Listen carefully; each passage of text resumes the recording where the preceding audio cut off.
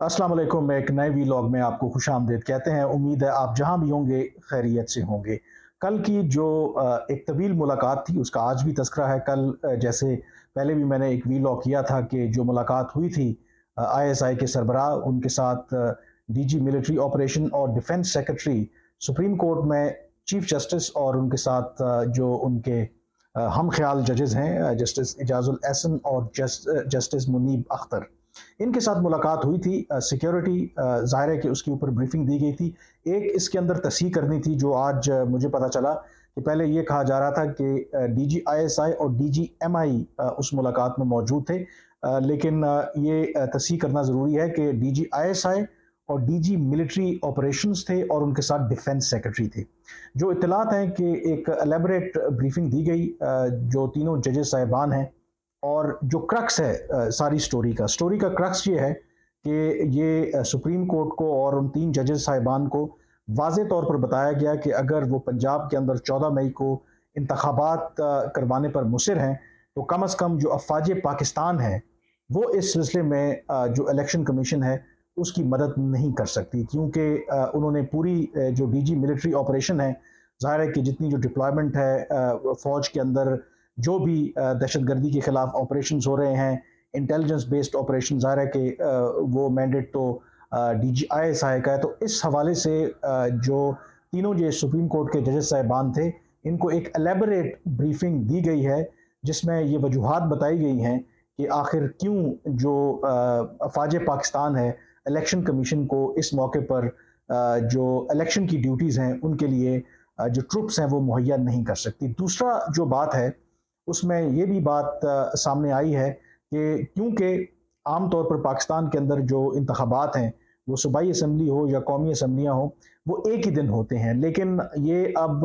एक नई सूरत हाल बनी है क्योंकि पंजाब और केपी जो असम्बलियाँ हैं वो इमरान खान साहब ने पहले ही तहलील कर दी हैं। तो आइन के मुताबिक तो इन दोनों जो असम्बलियाँ हैं इनके इंतखाबात 90 दिन के अंदर होना थे। जो डेडलाइन आज उसकी ख़त्म हो गई है और 90 दिन की जो डेडलाइन है वो तो वैसे ही मिस हो गई है। तो ये जो सूरत हाल बन रही है कि अगर वाकई 14 मई को पंजाब के अंदर इंतखाबात होते हैं, फिर कुछ दिनों के बाद केपी में इंतखाबात होते हैं, और फिर जो ओरिजिनली कौमी असम्बली और जो बाकी दो सूबाई असम्बलियाँ हैं उनके इंतखाबात शेड्यूल हैं अक्टूबर में। तो जो मेरी मालूमात हैं, जो सुप्रीम कोर्ट और चीफ जस्टिस को बताया गया है कि ये फ़ौज के लिए एक ऐसी सिचुएशन में जब दहशतगर्दी दोबारा सर उठा रही है, जब जो मौजूदा जो ऑपरेशन है दहशतगर्दों के खिलाफ उसको एक्सपैंड करने की बात हो रही है, तो ये मुमकिन नहीं है कि हम पहले पंजाब के लिए फ़ोर्स मुहैया करें, अपने ट्रुप्स दें, फिर केपी के अंदर इंतखाबात हों उनके लिए अलग से दोबारा से जो मैन पावर प्रोवाइड करें, और फिर कुछ महीनों के बाद जो कौमी असम्बली और फिर उसके साथ जो दो सूबाई असम्बलियाँ जो रह जाती हैं उनके लिए अगेन से हम जो है वो ट्रुप्स मुहैया करें। तो उन्होंने कहा कि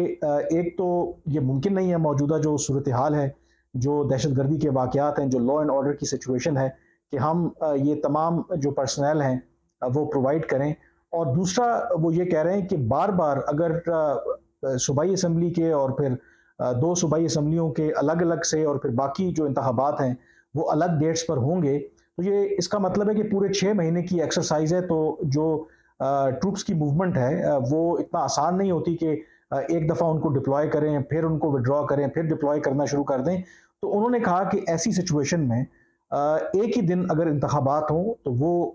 जो पॉसिबिलिटी है या वो जो अरेंजमेंट है वो फ़ौज को भी सूट करता है। अगर एक ही दिन इंतखाबात होंगे तो ज़ाहिर सी बात है कि फिर फ़ौज के लिए कदरे शायद आसान हो कि उन चीज़ों को मैनेज करना। तो इन नटशेल बड़ा क्लियरली सुप्रीम कोर्ट को ये बताया गया है कि बेशक अगर आप इंतखाबात करवाना चाहते हैं, लेकिन एज़ फार एज़ फ़ौज इज़ कंसर्न्ड वो कम अज़ कम माजी की तरह अगर जो इलेक्शन की ड्यूटीज़ वो देते थे उनके पर्सनल, इस दफ़ा फिर मुमकिन नहीं होगा। और आज इस सिलसिले में जो दो रिपोर्ट्स सुप्रीम कोर्ट के अंदर जमा करवाई गई हैं, एक इलेक्शन कमीशन की तरफ से और एक डिफेंस मिनिस्ट्री की तरफ से। अब जो इलेक्शन कमीशन की तरफ से जो रिपोर्ट जमा करवाई गई है उसमें बहुत सिग्निफिकेंट चीज़ें बताई गई हैं। सबसे इम्पोर्टेंट चीज़ उन्होंने ये कहा है कि जो फंड्स मुहैया करने थे जो सुप्रीम कोर्ट ने डायरेक्शन दी थी स्टेट बैंक ऑफ पाकिस्तान को और फिर वफाकी हुकूमत को, उन्होंने कहा कि वो जो 21 अरब रुपए हैं वो इलेक्शन कमीशन को अभी तक नहीं मिले, और इन पैसों के ना मिलने की वजह से अभी तक उन्होंने कहा है कि 14 मई को अगर पंजाब के अंदर इंतखाबात होने हैं, जो प्रिंटिंग का जो मटेरियल है, जो बैलेट पेपर्स हैं और इस तरह का जितना जो मटेरियल है, अभी तक उसका काम तक नहीं शुरू हो सका क्योंकि पैसे ही नहीं है। दूसरा ये है कि क्योंकि उन्होंने ये भी कहा है कि ये इतनी लंबी एक्सरसाइज है कि पंजाब के अंदर ऑलमोस्ट आधे से ज़्यादा आपका मुल्क है, कि जो इलेक्शन कमीशन का अमला तैनात करना है उसके लिए ट्रांसपोर्टेशन के लिए और बाकी जो पैसा चाहिए, वो जब पैसा नहीं आया तो वो जो ट्रांसपोर्टेशन और वो जो डिप्लॉयमेंट है वो भी अभी तक नहीं हो सकी। दूसरी जो सबसे इम्पोर्टेंट बात उन्होंने कहा कि जो पंजाब के अंदर इस वक्त सिक्योरिटी की सूरत हाल है, जो पुलिस, पंजाब पुलिस अपनी तरफ से जो ऑपरेशन कर रही है जराइम पेशा अफराद के खिलाफ, और उसके साथ जो बाकी जो लॉ एंड ऑर्डर की सिचुएशन है, तो उसको सामने रखते हुए उन्होंने कहा कि कोई कुल मिलाकर 4,65,000 सिक्योरिटी पर्सनल चाहिए पंजाब के अंदर शफाफ इंतखाबात करवाने के लिए। लेकिन उनके मुताबिक जो पंजाब हुकूमत ने जो उनको नंबर प्रोवाइड किया,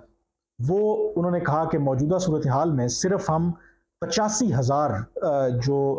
पंजाब पुलिस के एहलकार हैं वो इलेक्शन ड्यूटीज़ के लिए ही स्पेयर कर सकते हैं। तो इलेक्शन कमीशन ने जो सुप्रीम कोर्ट को रिपोर्ट सबमिट करवाई है उसमें कहा है कि उन्होंने इसमें 3,85,000 का शॉर्ट फॉल है, और उसकी वजह यह है कि इलेक्शन कमीशन ने वफाकी हुकूमत को भी लिखा था फौज की डिप्लॉयमेंट के लिए कि माजी में भी 2018 में जब इलेक्शन हुए तो जो सिक्योरिटी की जिम्मेदारी है असिस्ट करने के लिए पुलिस को, उसमें असिस्ट करती है फौज, उसमें रेंजर्स हैं, उसमें पैरामिलिट्री फोर्स है। लेकिन जो वफाकी हुकूमत है बेस्ड ऑन जो डिफेंस मिनिस्ट्री का इनपुट है कि इस वक्त जो मुल्क के अंदर जो सूरत हाल है ओवरऑल सिक्योरिटी की, और जो प्री ऑक्यूपेशन है जो फौज की इंटेलिजेंस एजेंसीज की तमाम जो दहशतगर्दी के खिलाफ ऑपरेशन जारी है, तो उन्होंने साफ साफ इनकार कर दिया है कि वो मुहैया नहीं कर सकते इस दफ़ा इलेक्शन ड्यूटीज़ के लिए जो फौज के जवान हैं। तो उन्होंने कहा कि ऐसी सिचुएशन में जब मुल्क के अंदर एक डीप पॉलिटिकल डिविजन्स हैं, दहशतगर्दी के ख़तरात हैं और दहशतगर्दी के जो ग्रोह हैं दोबारा सर उठा रहे हैं, तो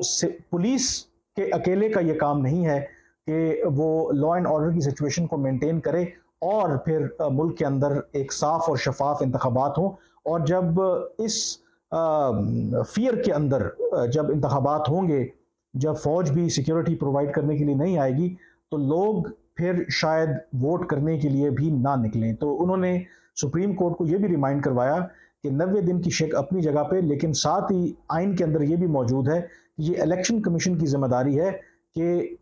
फ्री एंड फेयर इलेक्शंस होने चाहिए। तो इलेक्शन कमीशन के मुताबिक जब उनको वफाकी हुकूमत ने फंड्स मुहैया नहीं किए, दूसरी तरफ जो अफवाज पाकिस्तान है वो अपने जवान देने के लिए तैयार नहीं है, तो ऐसी सिचुएशन में ये मुमकिन नहीं है कि 14 मई को इलेक्शंस करवाए जाएं। सबसे इम्पॉर्टेंट बात जो आगे चल के इलेक्शन कमीशन ने कही है, उन्होंने कहा है कि इन्हीं वजूहात की बुना पर जो पहले 30 अप्रैल को पंजाब के अंदर इंतखाबात होने थे उनको मुलतवी कर दिया गया था और 8 अक्टूबर की जो डेट है वो रखी गई थी, क्योंकि तमाम ज़मीनी हक़ाइक़ को सामने रखते हुए वो डेट रखी गई थी। और इम्पॉर्टेंटली इलेक्शन कमीशन ये कह रहा है कि अगर पंजाब के अंदर अगर इन ग्राउंड रियलिटीज़ को नज़रअंदाज करके पंजाब के अंदर अगर कबल अज़ वक्त यानी कि 14 मई को इंतखाबात होते हैं, तो ख़दशा है कि मुल्क, उन्होंने ये अल्फाज इस्तेमाल किए हैं कि मुल्क एनार्की की तरफ बढ़ेगा, मुल्क के अंदर डिस्टेबलाइजेशन होगी और हालात जो हैं पाकिस्तान के अंदर ख़राब होंगे। तो इस सिचुएशन को सामने रखते हुए इलेक्शन कमीशन का ये कहना है, तो एक दफ़ा फिर उन्होंने रीइटरेट किया है कि 8 अक्टूबर की जो तारीख है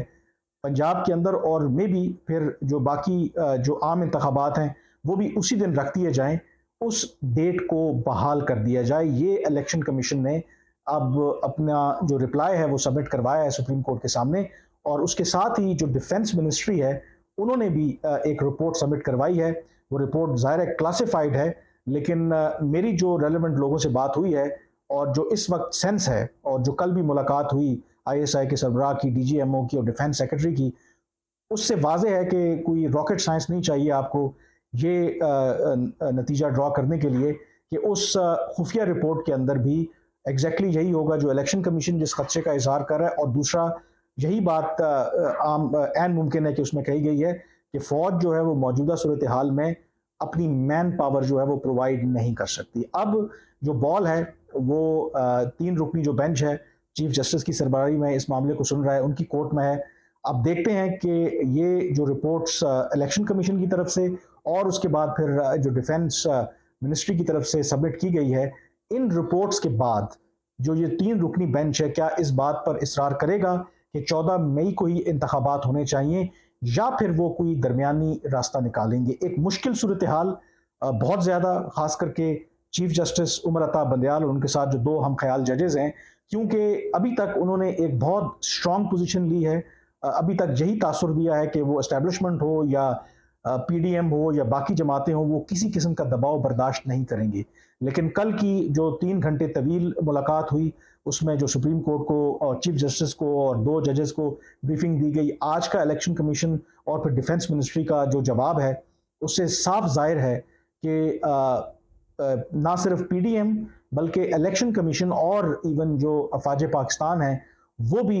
इस बारे में इंटरेस्टेड नहीं है कि 14 मई को पंजाब के अंदर इंतखाबात होने चाहिए। उनका भी यही मौक़िफ़ है कि अगर इंतखाबात हों तो वो एक ही दिन होना चाहिए। तो देखते हैं कि अब जो चीफ जस्टिस उमर अता बंदयाल हैं, क्या वो इलेक्शन कमीशन और जो डिफेंस मिनिस्ट्री की तरफ से रिपोर्ट सबमिट की गई हैं उस पर अमल दरामद करेंगे, उनके व्यू को एक्सेप्ट करेंगे, या आफ्टर ऑल वो चीफ जस्टिस हैं, उनकी रिपोर्ट्स को रद्द भी कर सकते हैं और कोई और मुतबादल दे के इस बात पर इंसिस्ट कर सकते हैं कि इंतखाबात जो हैं वो 14 मई को ही पंजाब में होने चाहिए। लेकिन एज ऑफ नाउ सिचुएशन तो यही लग रही है कि एक साफ साफ जवाब जो है वो जो सुप्रीम कोर्ट ऑफ पाकिस्तान को रावलपिंडी की तरफ से भी और इलेक्शन कमीशन की तरफ से भी दे दिया गया है कि 14 मई को कम अज़ कम इलेक्शन कराना इम्पॉसिबल है। आज के वीलॉग से इतना ही, मुझे इजाज़त दीजिए। अल्लाह हाफिज़।